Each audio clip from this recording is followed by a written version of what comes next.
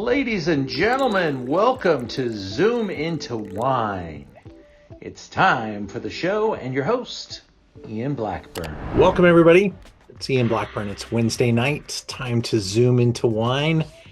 I hope everyone's doing well. We've got some amazing wine to talk about this evening.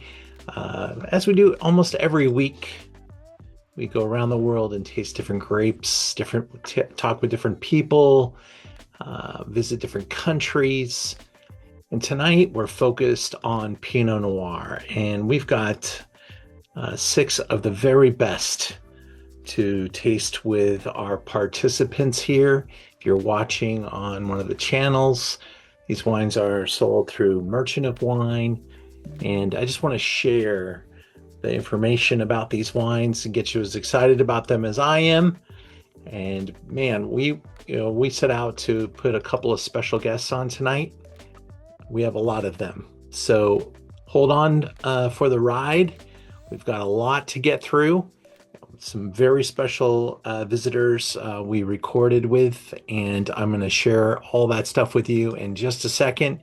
But tonight we're talking about Pinot Noir, and if you've ever been in a vineyard, the Pinot cluster, those look fairly large, but they can really be pretty teeny depending on the clone, the type, where it's growing.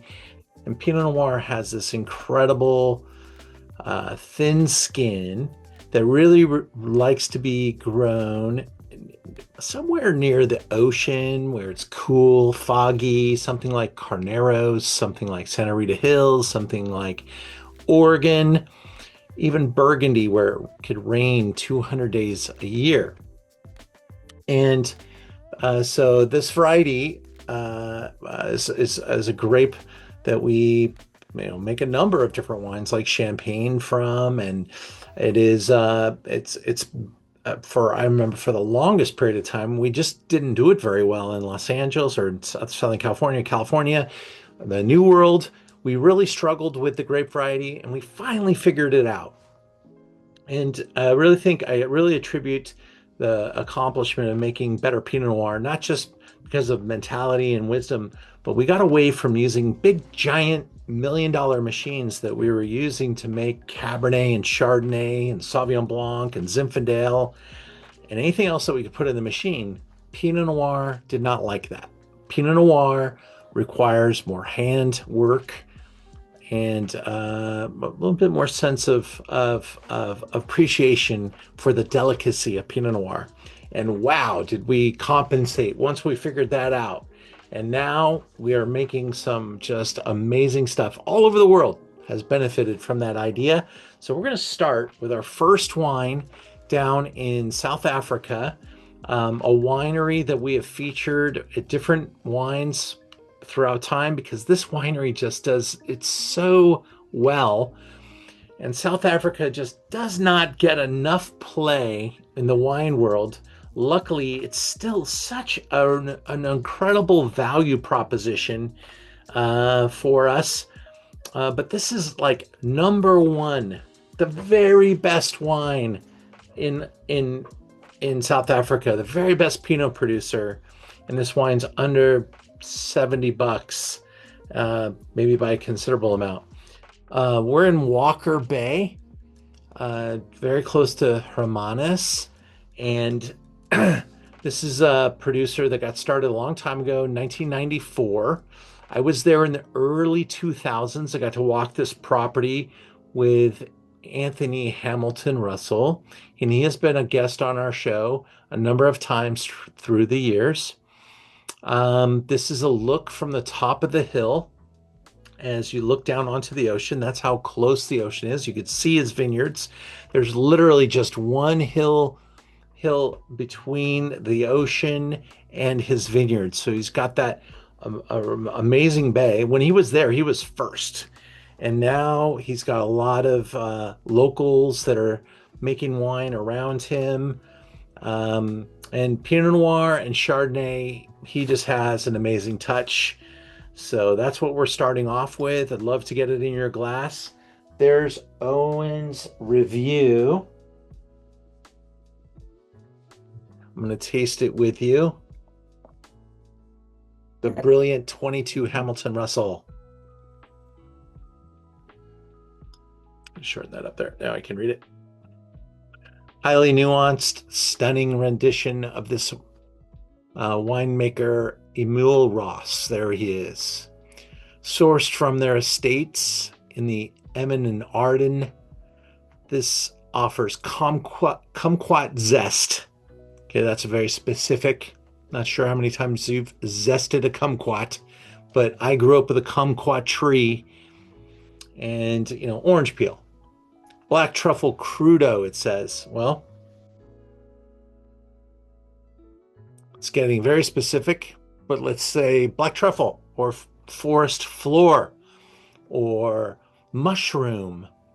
The nose alongside shades of pomegranate seed and damp earth. The palate is laden with minerality, showing smooth mouthfeel, glorious sense of length. Enjoy the stunner now and over the next 15 years. This is the 2022. It's absolutely something you can enjoy now. And it's absolutely a benchmark wine. It gets perennial placement in the top 100 wines of the world by Spectator, Wine Enthusiast, and others.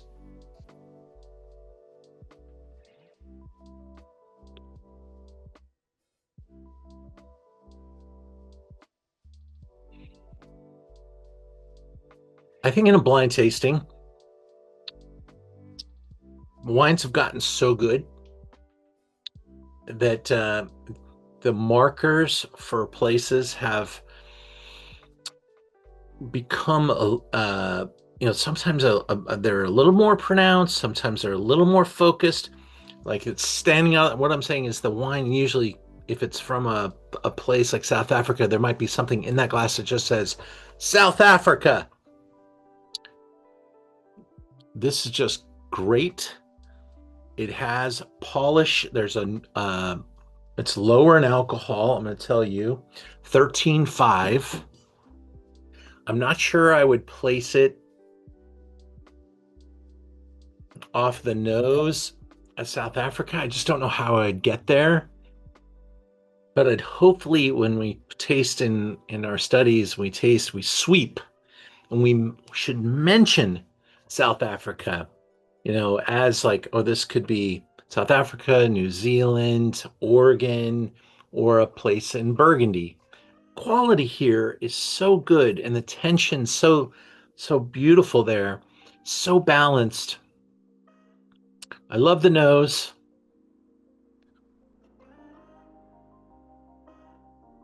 I think it just plays with all the right instruments, and it's just showing remarkably well. I hope you guys enjoyed that. It is $60, $58.95. I think this wine continues to edge up a little bit at a time, but it's gonna. I think it's gonna be the cheapest wine we're gonna taste tonight. And if it's not, it's dollar for dollar, just hard to beat it worldwide. And you could certainly spend 3 times as much in Burgundy and not get as much joy. That's for sure. All right, my friends, lots to get to. So I'm going to move into wine number 2. And this is special, Bodega Chacra. That's our number 2 wine. We're in Argentina, Patagonia. And yes, I got my friend Piero Incisa de la Roqueta in the middle of harvest, got on the Zoom with us. So let's watch this. I'm so excited to Zoom with you guys. This is just such a fun thing that you guys bless us with a little moment here. You guys are in harvest. Oh my God. It's February 10th, harvest time. I know. First vineyard Jean-Marc picked for the whites was February 1st. So yes, we're 10 days into the vineyard, into the harvest. Well, every time I see people that went with us to Argentina and we got to come see you guys in Patagonia, it's the first thing out of their mouth. I can't believe that visit to Patagonia. It was incredible. Rocio, thank you so much. Thank you, Ian. It was great. And the wines continue to do amazing things. Piero, we're going to talk about Bodega Chacra, your project, your home, in Patagonia. You're an amazing man of wine, and we're so fortunate to be able to talk to Piero Incisa della Rocchetta, a friend of mine. He lived in Los Angeles for a while, went to Pepperdine. He loved Pinot. He searched the world for a great site. He found some old vine material in Patagonia. He invested heavily in this plot of land. He rehabilitated the vines. He partnered with Jean-Marc Rouleau on the white wine project. Piero makes the Pinot Noir, and Lunita is the wine that I've included. Now, I could have picked any of your wines, Piero, but we have this beautiful Lunita 23 and in good supply. My other selections are getting a little small, but this is one of the top scoring wines of last year. And for those that don't know where Patagonia is, it is pretty far south. It's exactly 12 hours by car ride, I found out.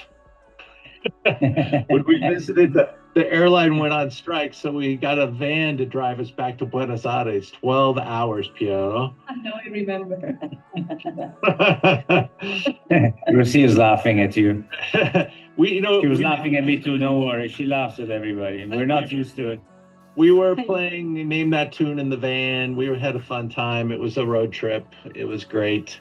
But we flew into Neuquén. We drove out to your place. It's beautiful.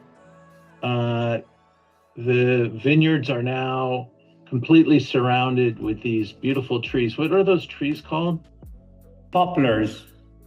Poplars. I gotta remember that. And they basically block some wind. They create. Yeah, it's a multifunction tool for us farmers, in the sense that we're in a sunken valley in the middle of a desert, which prior to that was where the Atlantic met the Pacific. And then once the Andes, the tectonic plate shifted, creating the Andes, the oceans receded. And then a few million years later, when Italian and Spanish immigrants came to populate the country, they planted poplar trees everywhere to protect their crop. So it generates like a wind shield, but also increased shade. And as a byproduct of that, lowers the temperatures in the vineyards a little bit. Now, Piero, you're farming biodynamic.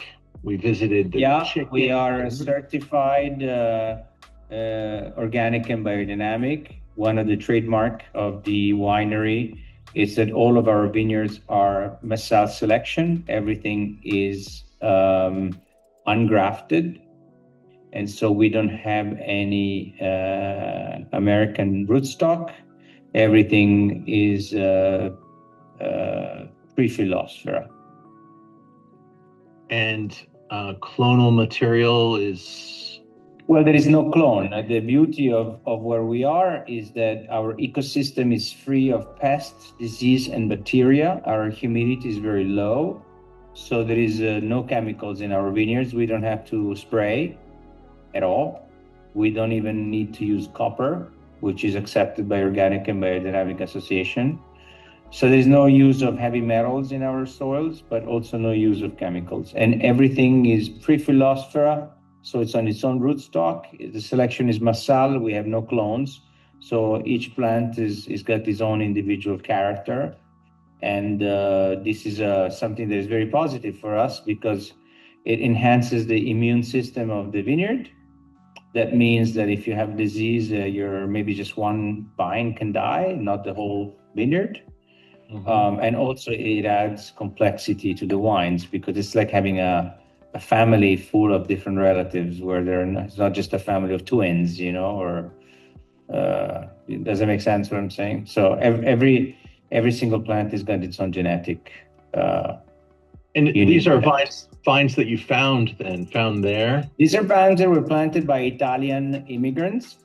Right. In this case, Lunita means a small moon, was the name of a horse that we used to work our soils. It was a beautiful white horse. Is a vineyard that was planted in 1945. I was born in 1967, so this is not of my making.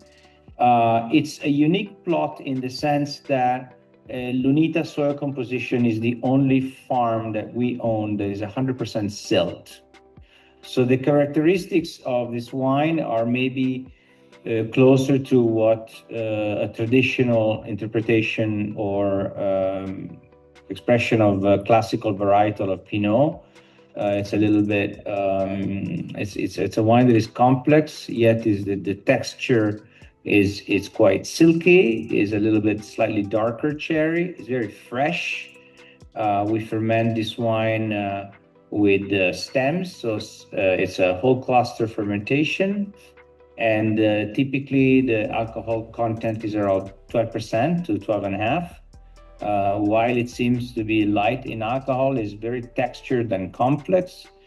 And the aging of the wine is 100% in cement, because cement has no porosity, and we want to preserve all of these most delicate, flavorful subtleties of the expression of this vineyard. It's a small production because the vineyard is a small plot. And so it's 2 hectares, but because the vineyard is so old, it produces more like a hectare. The older the vine are, or the vineyard is, it behaves like an older person.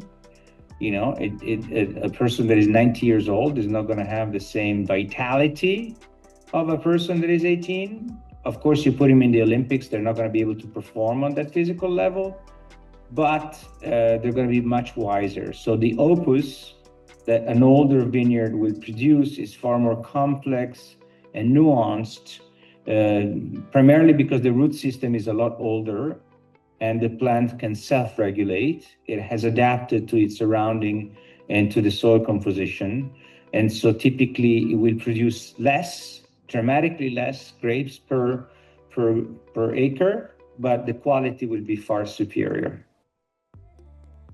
And the privilege in having this kind of vineyard is that when a vineyard is ungrafted, it can go to the distance. So typically a vineyard with regular clones on some rootstock maybe lives between 20, 30, 40 years. An ungrafted vineyard can go up to 100 and plus years. So that's the privilege that we have. Do you have to green harvest, pull leaves, do stuff like that? No, we don't have a need to green harvesting. As you are showing in this picture, as you're looking at the sky, you notice there is not one single cloud. It's a bright blue sky, and we have a very pristine ecosystem in which the luminosity, so the intensity of the light, is very strong. So for us, ripening is not an issue. And when ripening is not an issue because the sun is so intense, so you have a lot of luminosity, you do not need to remove any leaves. And when a vineyard is so old, you have no need to green harvest because the grapes are naturally concentration. There's a natural concentration that the grape have because the yield is so low. It's a little bit like Yoda, He seems very small, but he's quite mighty and very wise. $62.95 is our price. I hope that's a good price for the wine. We are aggressive, but the wine's one of the top scoring wines in the world. It's showing beautifully. There's like a wonderful balance of purity. It's not trying to be bold or too ripe or too big. Some customers may like something that has more alcohol, more richness.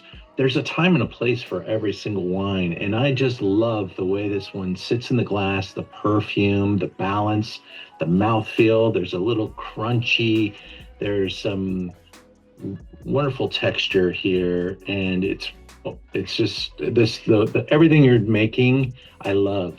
And I'm very happy to be, almost like a SoCal ambassador for you guys, because I root for you, and I'm excited to see where you're taking things.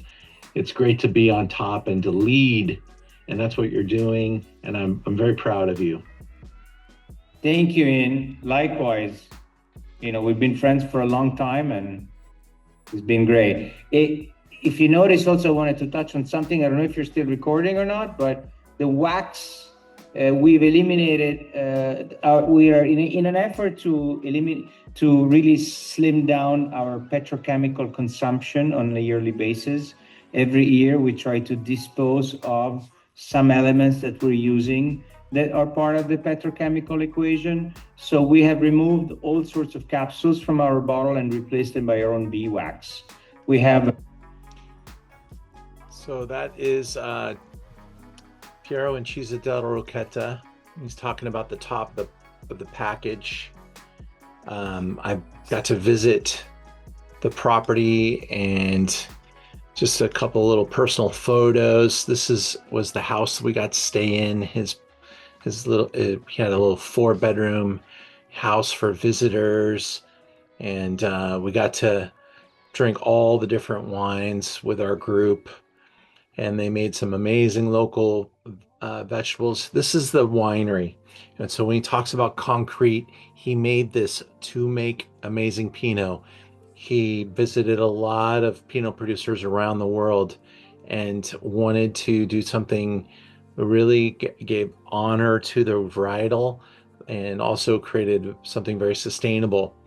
Now, here's what you don't know unless you're watching this show. When Piero was building this facility, he was also in harvest, and there was a lot of things going on. It was very chaotic, and he fell from the top of one of these structures and broke his back and almost died. So he became incredibly sensitive to, he had to take pain medication, all this medication and medicines and stuff like that. So his ethos really shot up. He wants to be so natural and so sensitive to the place because of his injuries and his accident. He's fully recovered now, but literally came very close to death. They had to airlift him out of there and get him to a really good hospital. And he spent like a year in the hospital. So it was a really bad accident. He does not talk about it very much. There's no article really about it, but it is a truth, and it's impacted his view of the world and his view of his winery, and he treats everybody like he wants them to stay around forever, because it is just part of who he is now. He has so much appreciation, and this is a lineup tasting at the winery. Rocio runs the property, and she's been with him for a long time, and we got to taste all these great wines. Let's see if there's anything. Here's the tunnel that show his amphora down the side.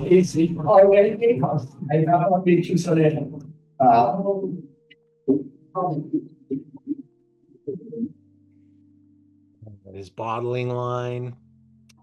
This gentleman works for him in South America, and also helped some wineries up and down in Napa, and was just a super passionate friend for our group. As we were out in the vineyards looking at the different sites, really enjoyed our time there. We got to see the chickens, the biodynamic ranch, all the popular trees. There's the compost piles. There's the hut where they make the biodynamic teas, and the dried flowers that go into those teas. There are the teas. Those teas are sprayed around the vineyard, along with buried cow horns that were stuffed with manure, and then the chickens do a lot of the work too. And so this whole encapsulated basically place that it's all to itself is really special. And he did it without much of any intervention or There wasn't like 15 wineries to show him the way down there. So it was really an incredible experience and a great honor to visit. Let's move on. I hope you guys enjoyed the wine. I made a lot of comments there. I'm using the chat room. So if you guys want to join me and with any comments, they're welcome. Let's go into wine number 3.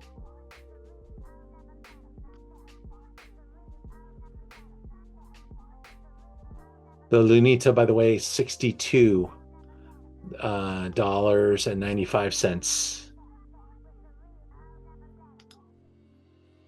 Wine number 3, Holocene. We've shown a couple of wines from Holocene through the years. This is a wine called Codex.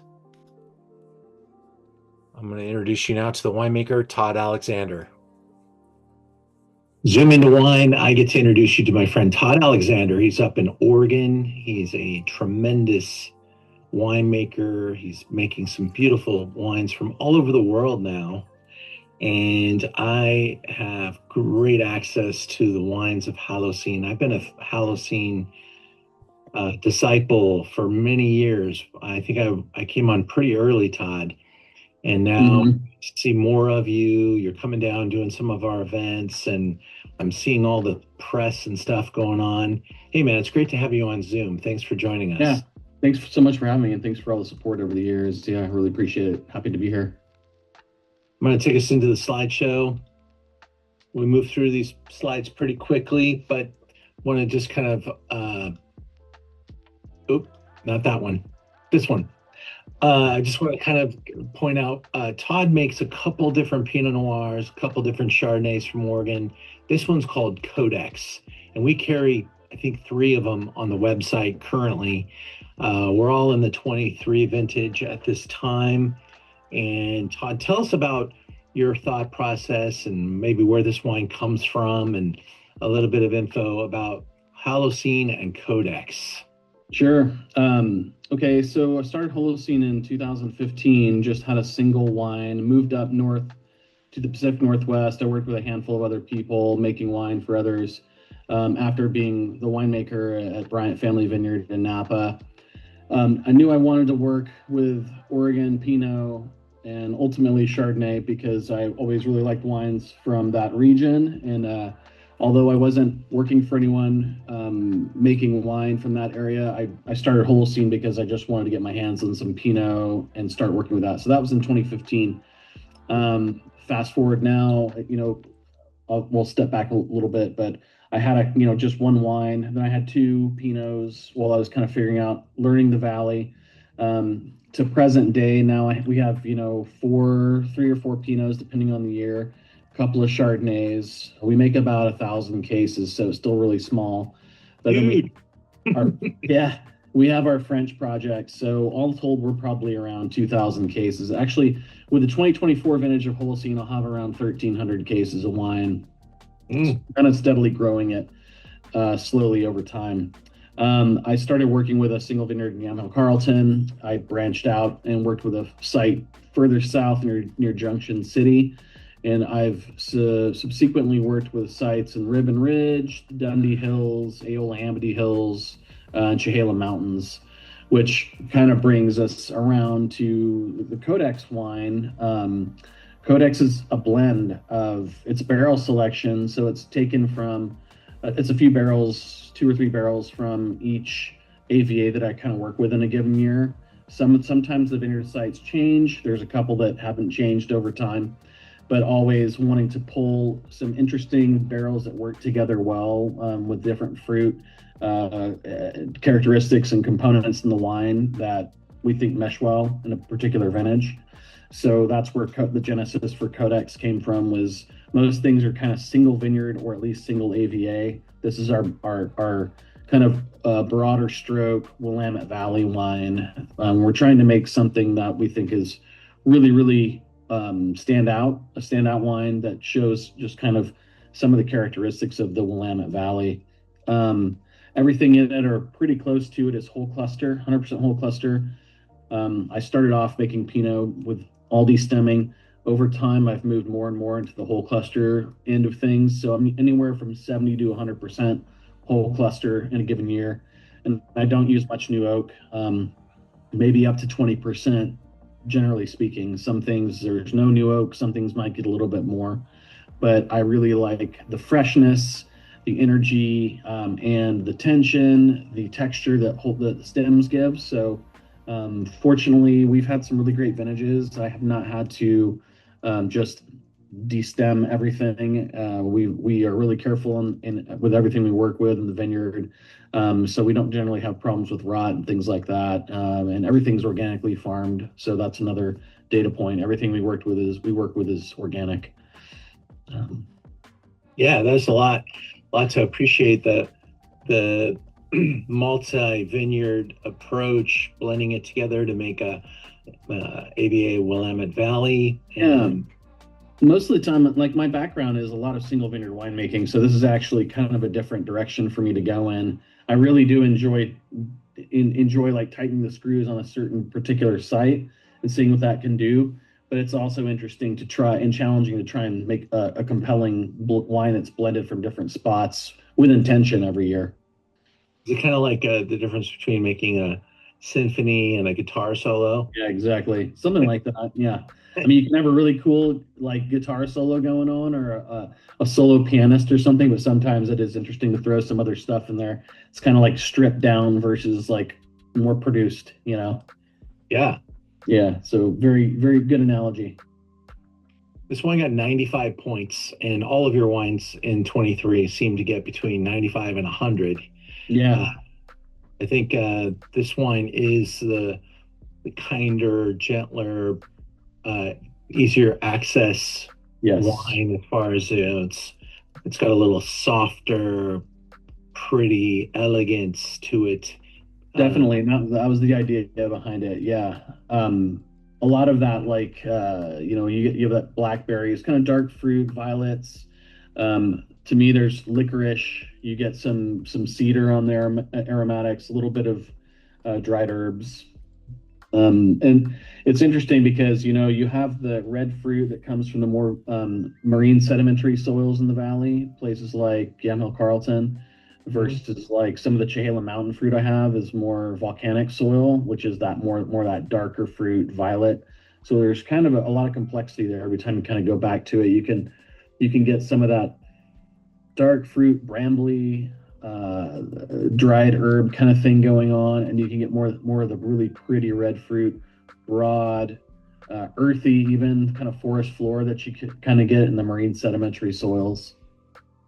I do like Owen's mandarin orange zest. I get a little bit of kiss of that too, and it, all these little nuances aren't because he's chopping up orange peels or anything like that. Right. But where would like a mandarin orange zest come from? Is that just from like the very thin skins of the Pinot Noir? Is that I tend to find that in the Pinot. Sometimes you get that in Grenache too. Yeah. Especially if it's a little bit juicier with thinner skin. Also, if you don't overpower these with oak, then those high-toned aromatics like dried orange peel or mandarin and white floral components are a lot more present in the wine versus if you use more new oak, where you're going to get darker, more like torrefaction and things like that on the aromatics. I want to preserve the really beautiful high-toned stuff, and our alcohol content, we're always between like 13 and 14%. That's kind of like where I like to pick the fruit. And that lends itself to some really pretty aromatics as well. The fruit doesn't go so far that it gets that kind of overripe, almost stewy, and kind of syrupy, more, dark cherry kind of thing. It's more bright, floral, and citrusy at this stage. That's just a nice shot of the Willamette kind of near Mungsgate Vineyard. Yeah. At 55.95 on the wine. I think Todd's wines have a really nice shelf life potential. What are you thinking on this wine, Todd? 5, 10, 15 years? Oh yeah. I mean, I think it could go a lot longer. One of the most important things is just storing it at the right temperature. So 55 to 60 degrees, if you can store it like that, it'll age nice and slowly. It could go 20 years, but like you pointed out earlier, it can be consumed now and really enjoyed. It's a young wine right now, but it's not something that's bruising and has a lot of oak that needs to integrate. So it's ready to go. But it'll continue to evolve for a long time, and we'll bottle the 24s later this summer. So there's still some 23 left, but not a lot. And all the wines I make, everything is kind of with the mindset that people are not cellaring wine typically as long as they used to. So I like to make wines that are open, drinkable soon, but also stuff that you can lay down. So I'm always trying to find that balance.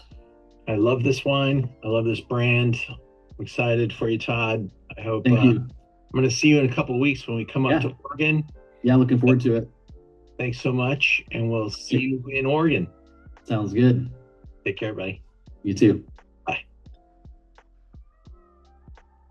It's good to have friends in the business, and he is going to be a special dude. The wines are, he is also a consulting winemaker for a number of other brands. He has a couple of projects in France, and I just really love his style. I hope you guys did as well. Any comments on that?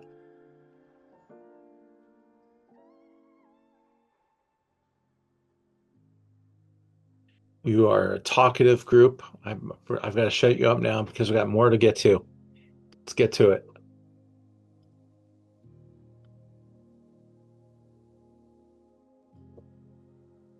The Holocene, $55.95, by the way. Trip to Champagne. I want to remind you, November 1, November 7. I'm going to start losing rooms in April. So I got to hold on the rooms until April. I'd love to get you on board. And it's always fun to have a nice, interesting wine group of wine fans. That we just added Dom Perignon as a visit.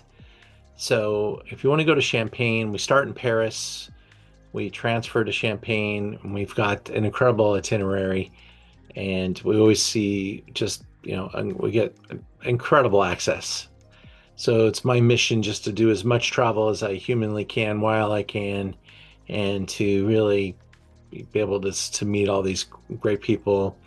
And our trips are a little different than others, and the type of people that, and the appearances, the winemakers, and what we get to do. It's pretty rare stuff, and I'm very fortunate to be able to share that with anybody that comes on our trips. Also got a really fun weekend. Almost everything this weekend sold out. I'm happy about that. We've got a fun program on Friday called Wine Friender, that if you want to bring a bottle, it's a bring a bottle social on Friday. You bring a bottle and you just tell a story about why you brought that bottle. You don't have to know anything about that bottle of wine, but the idea is that there's got to be something special that you have that you want to share with everybody, why it's of interest to you to share it. And then we'll deep dive into the wine. I'll figure out what the wine is. We'll pull it up on the internet if we don't know enough about it. But the type of wines people bring and the type of people that are coming, it's really fun. It's called Wine Friender. On Saturday, we got the wine, cheese, and chocolate. And we only have 2 tickets available for the 3:30. The 7 o'clock is sold out. Sunday, we have a great class at the Cheese Store in Beverly Hills, and that also filled up. So very, very good time for us this weekend anyway. Not every weekend, just this weekend. All right. Moving into the next wine, Double O. This is super cool, guys. This is like the insider little bottle of juice here. I'm excited to introduce you to yet another great Zoom into Wine. We get to talk to some of the great industry experts, leaders in the business of wine. And I'm so excited to introduce you to Chris Herman. He is a wine industry attorney and helps with vast transactions worldwide in the wine industry. And then he got the bug to start his own wine brand with his wife. And now today is like one of the cult wines of Oregon. And we're so excited to have you here, Chris. Thank you for letting us talk about Double O wines and introducing our people to your incredible project. Good morning, Ian. Yeah, I'm Chris Herman. I am sitting in Carlton, Oregon, a small village of a couple thousand people in the Willamette Valley, just south of Portland. My wife, Catherine, and I started the 00 Wine Project in 2015. It's just the two of us.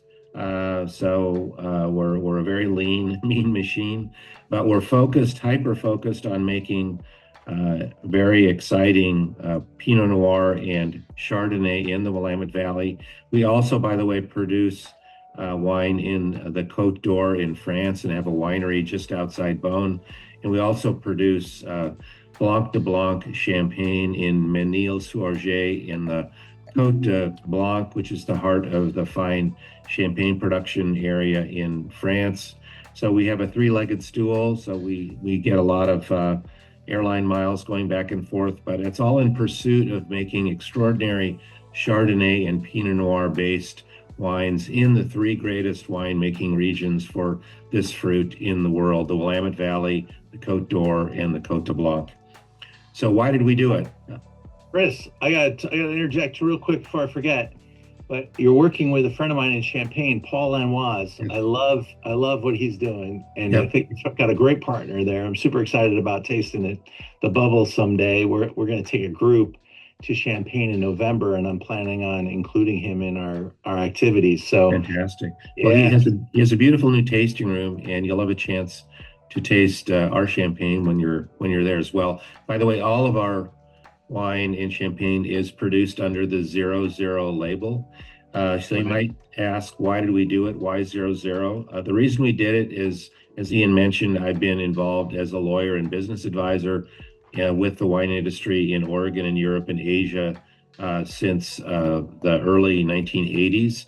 So I've seen a lot of projects, a lot of great projects. And what we realized was that living in the Willamette Valley, primarily at that time, we were at a place where we had some of the greatest fruit on earth. And I was working with a client by the name of Dominique Lafont, who you may have heard of, one of the great winemakers, particularly white wine in Burgundy. And he was working on a project here in Oregon, and I was working with him as the attorney for the project. I asked him why he had come to Oregon, since he was such a famous guy based in Burgundy. He said, Chris, it's because the Chardonnay and Pinot Noir grown in the Willamette Valley in Oregon is the highest quality fruit for those two varietals grown anywhere in the New World. So I listened to that. It took me a few years to digest it, but ultimately my father and Richard Herman and my wife Catherine and I decided to take a shot at producing wine using methods not used by anyone else in the Willamette Valley to see if we could produce a wine that basically expanded the boundaries of what could be coming out of the Willamette Valley. So that was 2015. Here we are 10 years later. We're now making about 5,000 cases of wine in Oregon, Burgundy, and Champagne. Our focus is primarily Chardonnay. As you can see on this slide, that's one of our Chardonnay bottles. But we also make Pinot Noir. We're very excited to make Pinot Noir. And in the realm of Pinot Noir, what we do, and you're going to be tasting our 2022 VGR. I'll talk a little bit more about the specific techniques that we use. But one of the important things to understand is that Oregon is a very northerly climate.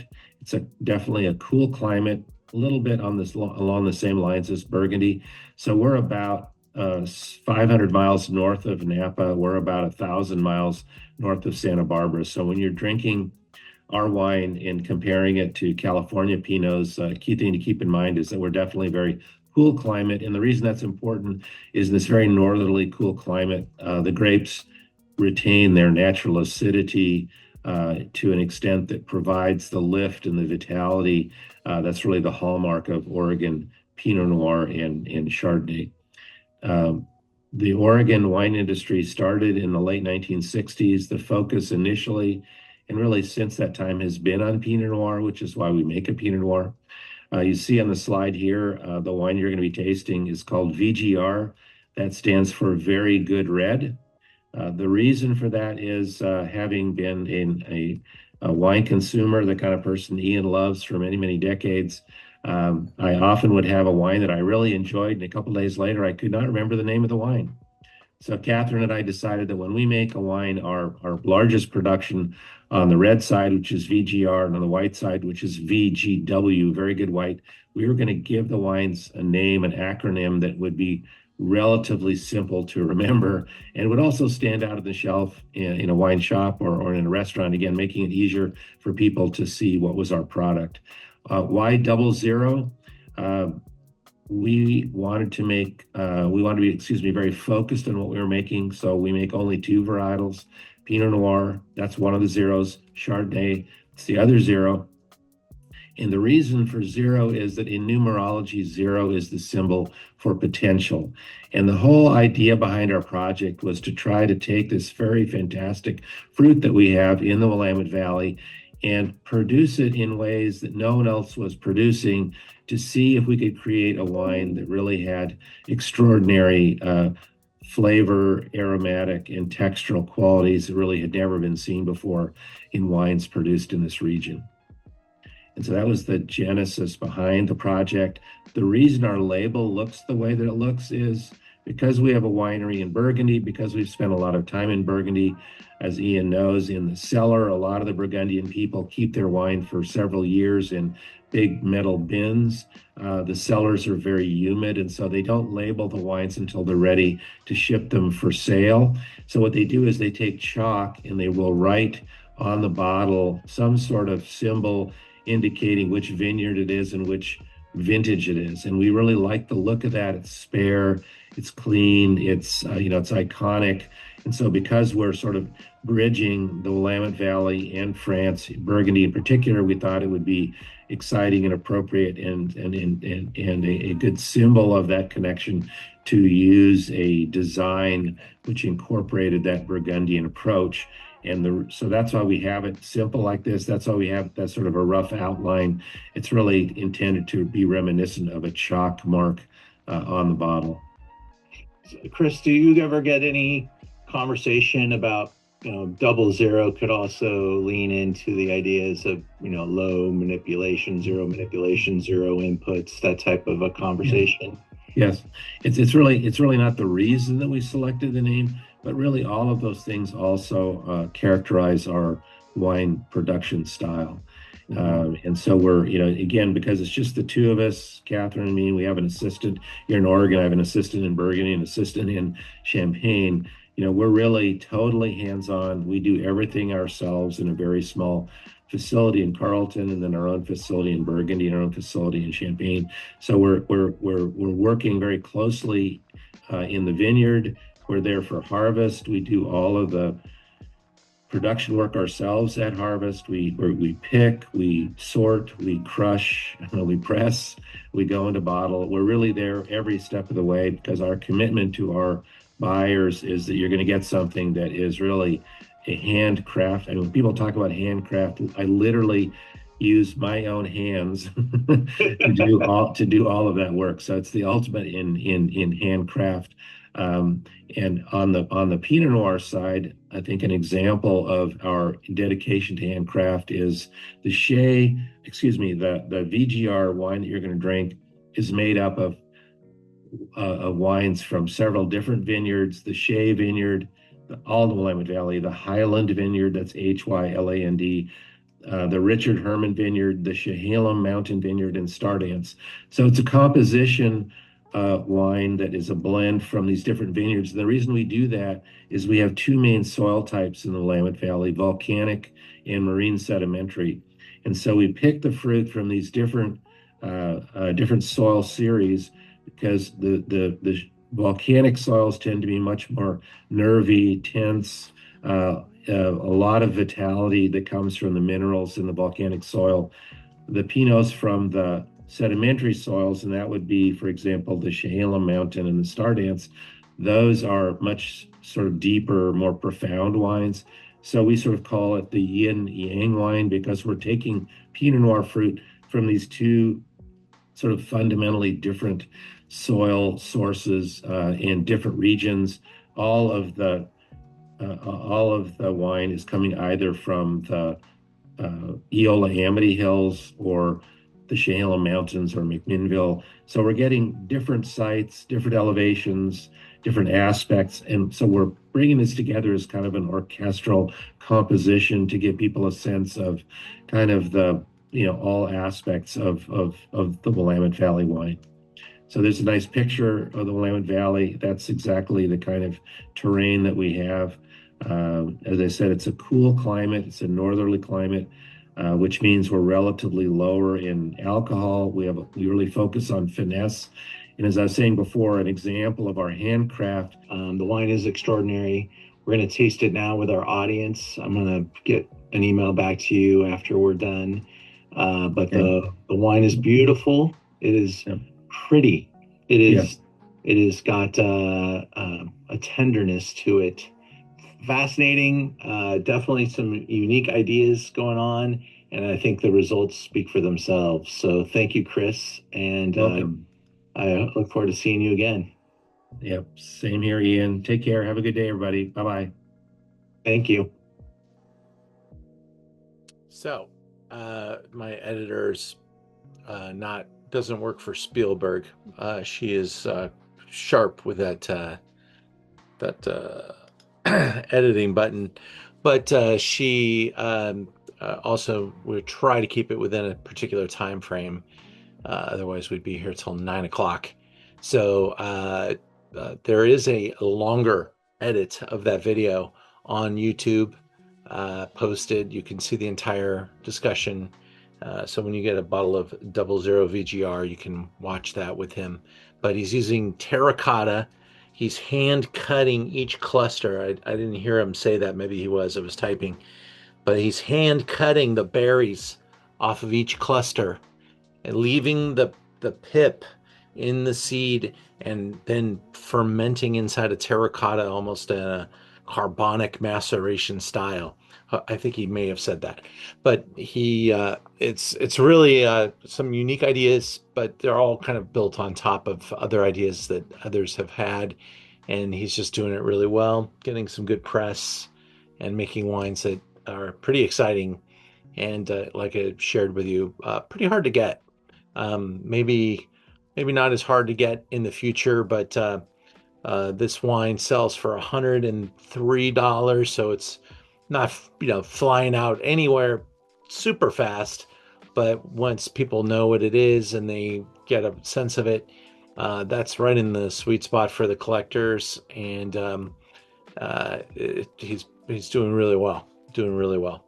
So that I only have a couple bottles of that left. I sold one, I think, even yesterday. So I think we're down to 2 or 3. But if you want one, please do grab it. The next time I get the wine, it'll be a 23, and it's coming in sometime in the next week. So we'll see that. All right, 10 ninths. Now we've gone from South Africa to Patagonia to Oregon, and wanted to show you kind of the high and the low there with the Oregon. Not that $50 is cheap, but they're both, I love them both, and obviously very different styles, but within this realm of excellence that we're looking for. Now we've got a Santa Barbara ambassador, and this is a brand. I'm hoping that I'm the guy that gets to introduce you to this exciting project, 10 ninths, and of course, the winemaker. John, good to see you. Good to see you, buddy. Let's talk about wine. We're tasting some of the great Pinot Noirs, and I picked your Radius 2021 to be included in the show. 6 great Pinots. We're going all over the world. You're representing Santa Rita Hills. I think it's a great story. I want our peeps to learn all about 10 ninths. I'm still learning about 10 ninths. So let's go into the slideshow and have you tell everybody what's going on and where it came from and all that good stuff. What do you got? Well, 10 ninths represents our pursuit for more than what's expected. It was founded by my business partner, Michael Mente, myself, and a couple other friends. And we're just very passionate about wine.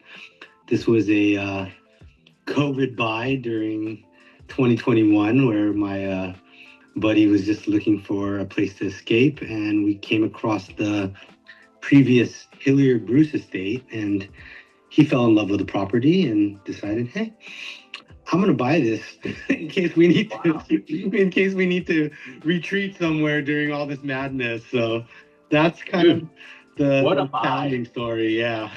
What a buy. The Hilliard Bruce estate was making crazy great wines. It's LEED certified. Yes. It's a horse ranch. You had 100 acres, right? Yes, 101 acres, 21 acres of vineyard planted. Yeah. You raise champion horses and miniature goats.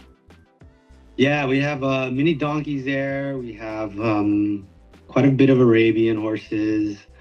Nobody rides them or anything. They just live a good life on the property. So that's awesome. Well, Santa Rita Hills is a beautiful spot. You just head out. Definitely. You guys are.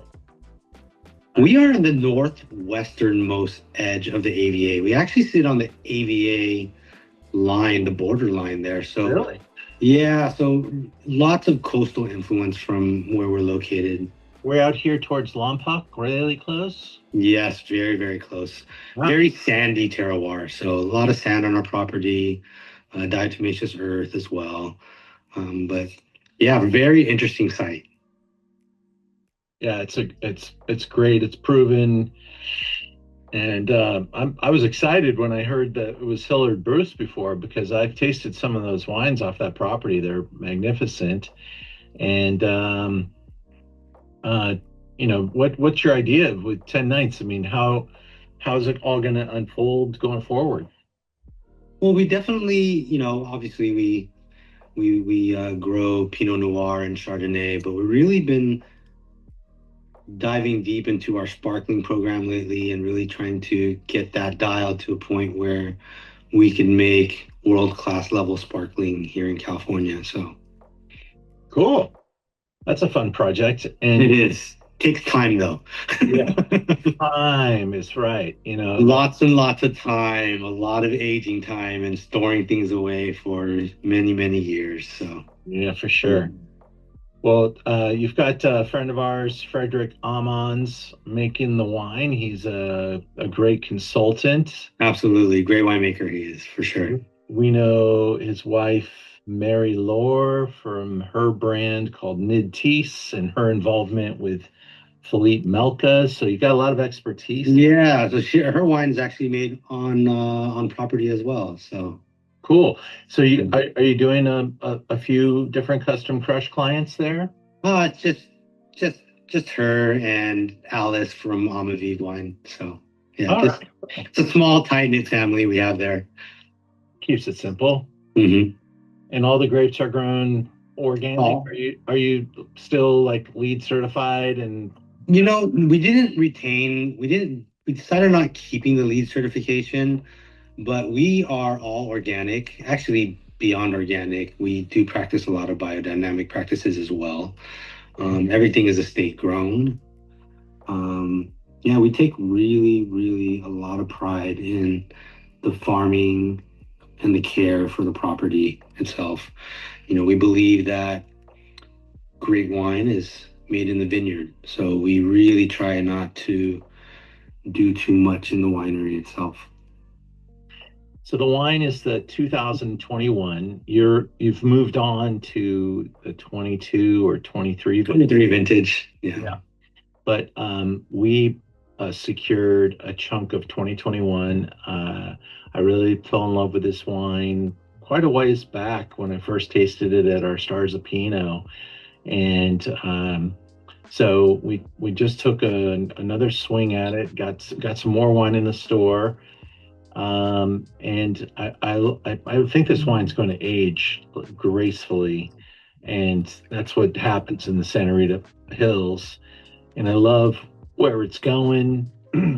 Are we looking at partial stem inclusion? How much wood? What do you got on this thing?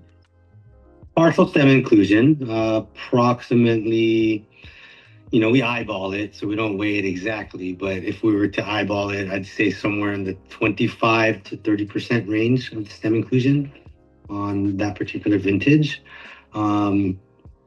Mostly neutral oak and a small percentage of new oak as well. Funny thing about that wine is when we first made it, it was not my favorite, but it became my favorite as it evolved in the bottle. So it really just goes to show, some of these wines, they just take time to mature to where, they want to show their best. Yeah. That's often the case, especially when it's your wine. You want to love it from the beginning, but I don't know if it changes or we change, one of the two. But over time, these things, you come in touch with the character of the place and I think your wine has some very distinctive marks. I mean, first of all, Santa Rita Hills has that impression. You're working with some French guys and the French attitude with Mr. Amans, so they have a little bit of a delicate touch, and it allows everything to be revealed. And I love the notes here: tea leaves, blood orange, sweet black cherry, and I think it continues to add flesh. It's getting more voluminous over time. It's softening. There was a firmness and assertiveness in the beginning, and maybe that wasn't what you wanted to show, but I think that's a characteristic of 2021 as well. It just, when the vintages are good and they're small and they're, the teeny berries, they kind of want to take a while, and then when it's a warmer vintage, they get a little bit more excited, a little riper, a little, popping out the gate a little earlier. This one's a little one for now or later. You could definitely age this wine for years to come. Agreed. Beautiful scenery out there. Are you guys open for tastings? Do people make appointments? What do they do? It would be by appointment only. Yeah, you just email us through the website, and we can arrange a private tasting. But generally, we're not open to the public. So, cool. We definitely host private. We'll forward any connection with our peeps here if they want to come see you. Definitely. See if it can work out. But it is a small brand, less than 1,000 cases right now, right, Charn? Yes. And so, it's something that you won't see everywhere, but Charn's working to get it in the right spots and some great restaurants. Any restaurants we can go and support now? You know what? I'd have to get back to me. Yeah, I'd have to get back to you on that one. Which ones? Okay.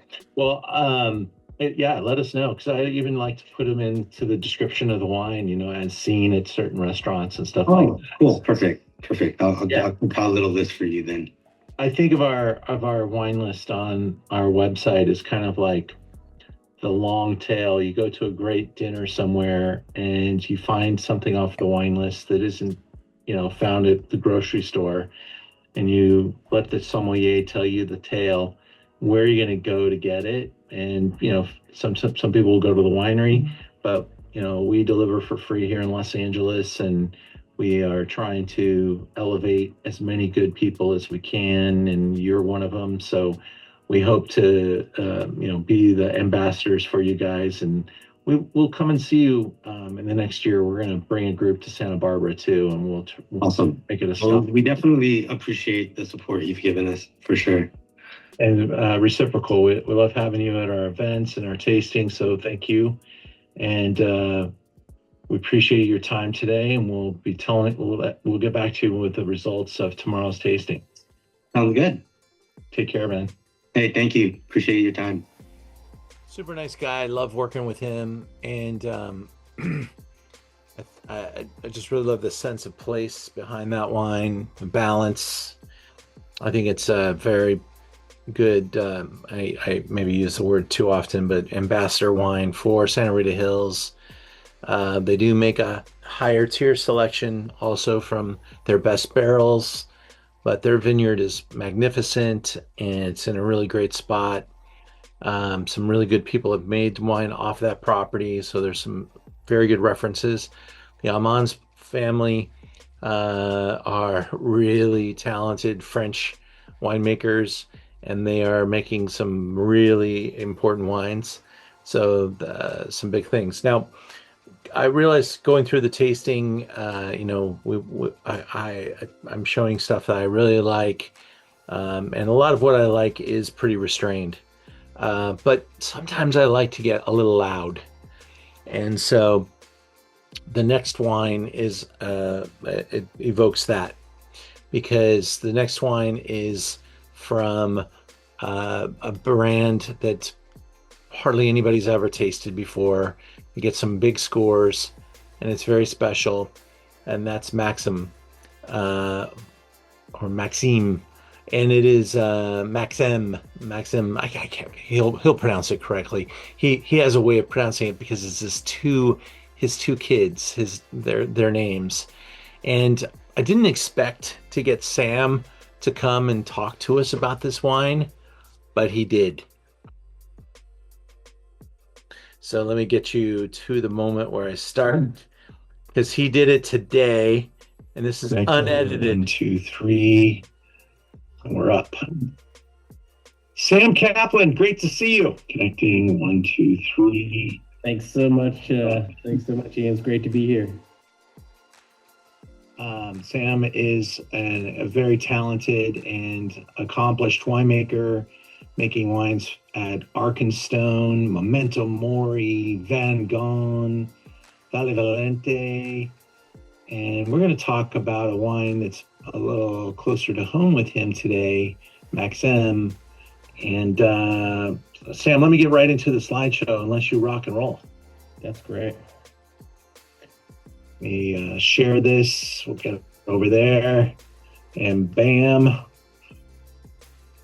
There we are. This is a spectacular Pinot Noir 2022 Silver Eagle, very special vineyard site. Maxem. Sam, go for it. Yeah, so thanks so much, Ian. Maxem is really my wife Nancy and I's passion project coming from the Sonoma coast. You know, my focus here with the other brands you mentioned is in the Napa Valley with, you know, Cabernet Sauvignon dominant wines. So Maxem really, we've always loved wines from the Sonoma coast. So I worked years to get access into the Silver Eagle vineyard and Ulysses Valdez, the UV vineyard. So kind of what I thought were the most Grand Cru incredible sites out on the coast. So I worked about 3 years to get access to this fruit, and then finally, when the door opened, we rolled forward and created Maxem. Maxem is named after our two kids, Max and Emma, and we focus on really Grand Cru Pinot Noir and Chardonnay sites from the Sonoma coast. And that's what you make, right? Just Chardonnay and Pinot Noir? Only Chardonnay and Pinot Noir, correct. Cool. That gets to flex different muscles than you do in your day job, huh? Exactly. It's a ton of fun. You know, they always say, you know, Pinot Noir is the hardest, the toughest wine to make. And I think there is some truth to that. Definitely in the farming, you know, when you're farming, the Silver Eagle vineyard that you're tasting is really just about 3-4 miles from Bodega Bay from the coast as the crow flies. So the farming is challenging out there. Wow. Well, it must create some incredible fruit to work with, because everything that comes out of this site from you and from other very accomplished winemakers is really special. So look for that Silver Eagle vineyard. I think it is, as you said, a California Grand Cru site. And do you know anything about when was it planted? That vineyard now is going on about 15 years old.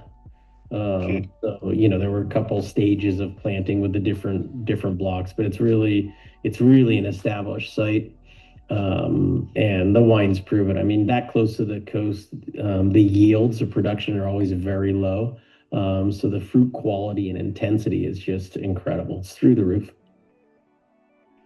So this is 100% Pinot. Can you take us through like some of the things that you're doing to make it your wine? What is Sure. your process?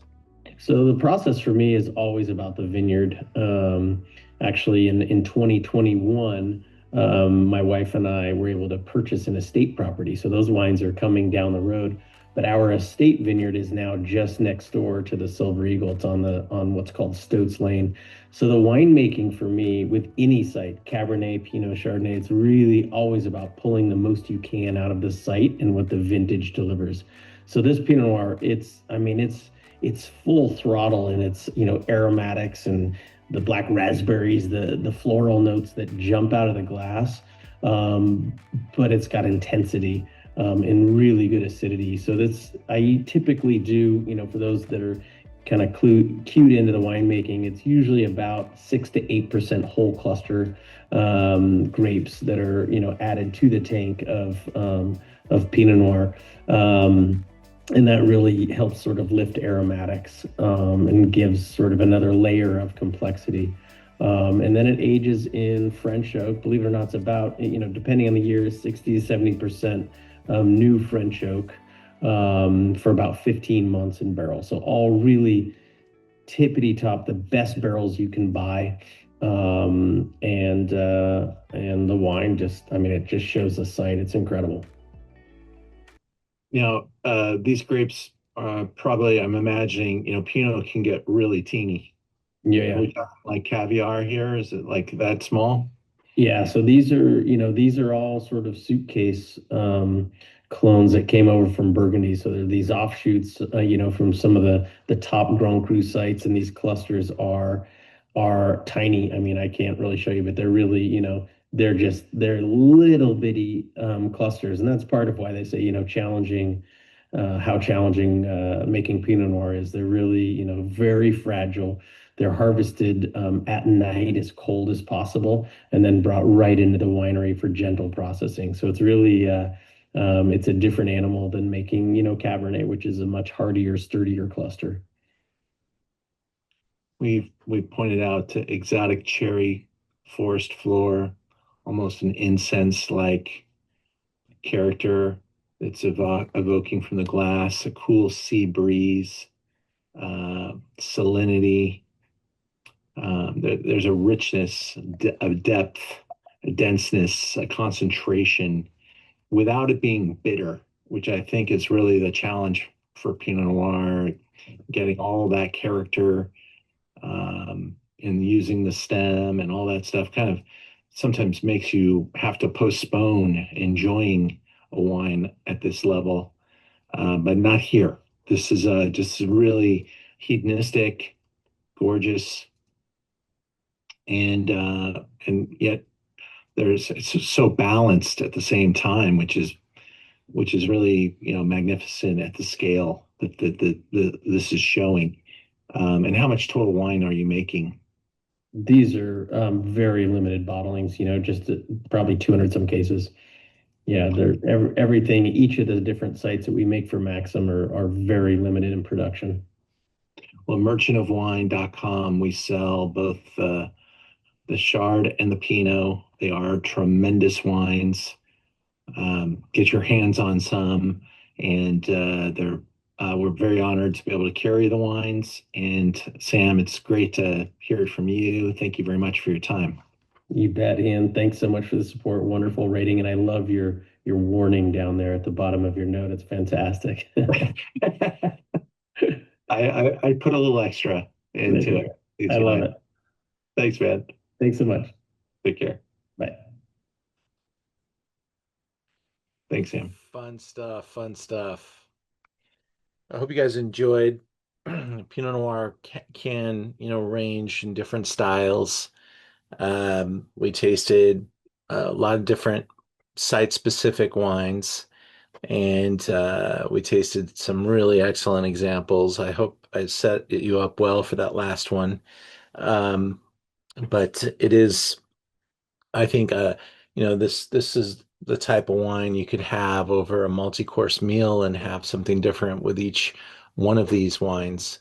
I love Pinot Noir with red flesh fish. If I go out to a great sushi restaurant, I'm probably bringing a white wine, but if I'm bringing a red, it's going to be Pinot Noir.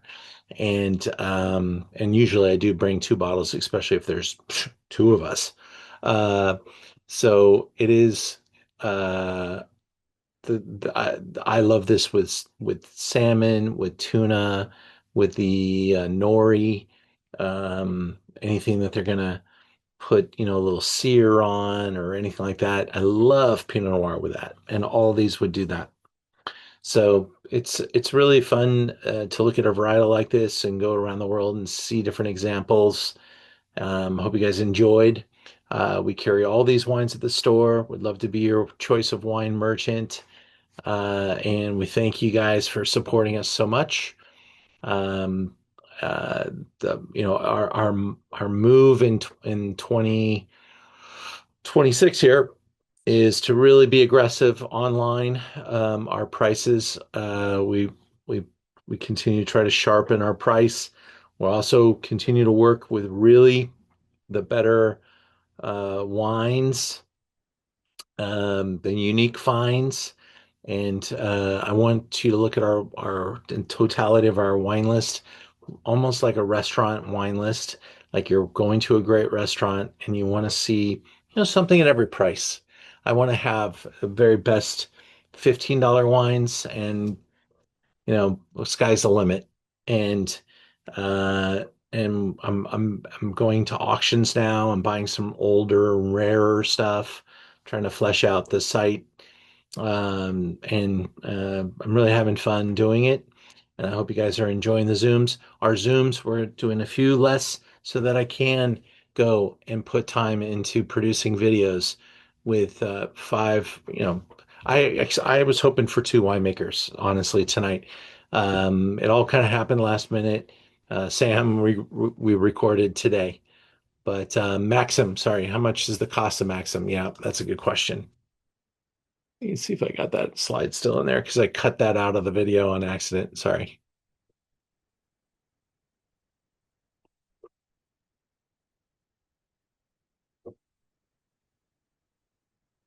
$130. 130 is the number. And I know somebody that knows somebody. That's how I got this wine. It is I also carry the Shard because if you get in, you get both. They're both really good. Next Zoom, which I think is in 2 weeks, February. That date is wrong. That's today, isn't it? February 11th. 2 weeks from now, we will have gems of the Southern Hemisphere.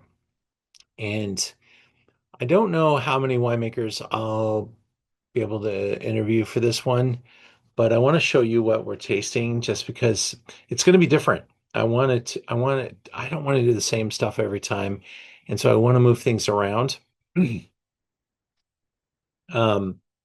Craggy Range has been one of the best-selling wines that we've had on the website. We're going to taste the new 24. We just upgraded this. This Zoom will reflect the fact that we're going to have the Tyrrell's. It's called VAT 1 Semillon, which sells for about $50 a bottle and is the quintessential Semillon of the world. We were out of stock. It just came back in. It's coming. It'll be here in time. It'll be that wine when we show the Zoom. This Craven producer is ridiculous. This wine is so good. Can't wait to share it with you. Pinot Gris with skin contact. Comes off a little orange. It's wild. He also makes some awesome Cinsault. He's imported by the Leroy, the brand called Leroy, Leroy, Leroy. They sell $10,000 bottles of Pinot, and this is their South African import. So really a cool little portfolio, and I loved meeting him. Maybe I can get him on the Zoom. I'll try. Elderton, just salt of the earth people, great wine. Barossa Shiraz will be the key. Love what they do at Elderton. It's on point. And one of my favorite brands in all of Australia is Yulumba, and we're going to try their signature. I believe it's 100% Cabernet, and 52 cab. That's right. 52 cab, 42 Shiraz. So, a really fun set of wines from down under, Southern Hemisphere. And we're really putting some work into our future Zooms. Go to Zoom into Wine and look at what we're doing. We got a white wine study coming up, Portugal, a real deep dive into Sonoma, a very focused tasting on Tuscany, and then I'm starting to put in some free events. The Tuscany event, by the way, is not free. We haven't priced it yet, but we will do this one for free. It's a complimentary session about how to build your wine collection. And love to have you join us for that discussion that night. I'll probably have a couple of experts joining me talking about that as well. Final notes. See here. There is still membership available, and if you would like to join us, it's not a Zoom into Wine membership anymore. It's a Merchant of Wine membership, and it's going to give you 10% off every Zoom, every wine, every day. And so you don't have to wait for a code. You'll have your own personal code, and you can even send gifts with it. You can do everything. My prices are already super tight. Okay. 10% is a lot off. And we're not going to do many sales this year. We're already in February, haven't done anything more than like a 3 or 5% offering. And that's kind of what we're going to be doing to the public. Um, we'll have some special little offers every once in a while, but the 10% thing will be saved for the members. And many of you on this Zoom, you'd be amazed at how much you spent last year. The 10% is less than what you spent with us, or $200 would be, that's $2,000. I'd say most of you spent four, five, $6,000 with us last year in buying wine. And so it could really pay for itself and then some. So please take advantage of it if it works for you and join our membership. And we will look forward to seeing you on a Zoom near term. I've got my new Dodger hat. Dodger tickets went on sale today.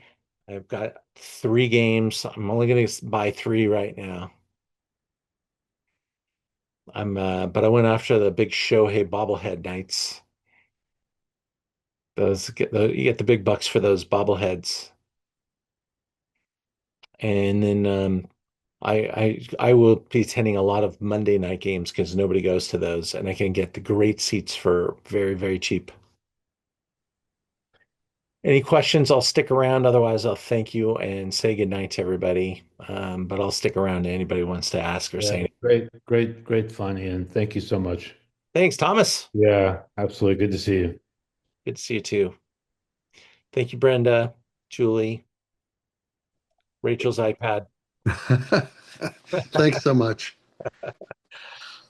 Sandra, always good to see you. Natalie, thank you. Lisa, so I just go bye-bye. Wendy, thanks for everything. Lee Parks, hope you enjoyed. And we hope to see you all again. Any questions, let me know. Natalie, what was your favorite tonight? Ooh, I liked 2 and 6. Cool. Those are very different. Yeah. Yeah. Different, but both good. And I think because they were spaced out. Also, oh yeah, 3. Yeah, I haven't heard of 00 wines. I would love to try that Chardonnay. Yeah, maybe we can get some and use it in a Chardonnay program over the summer. Yeah. Yeah, Yeah. we got a couple of those coming down the pipe. So, yeah, I'm excited to taste. The only way I'm going to taste that wine is if I do a Zoom with it too, because they don't sample it, but gets Mm. big scores and yeah, I'm very curious. Yeah. You've got a good price on it too, because I mean, not that Vivino is the wine buying Bible, but they're selling it on there for $200. So I'm telling you, these wines people will sell them for way more than because you only get an allocation, and so you can price it whatever you want. yeah, Yeah. All right. Well, thanks, Nat, and take care. yeah, you too. Take care. Bye. Bye, everybody.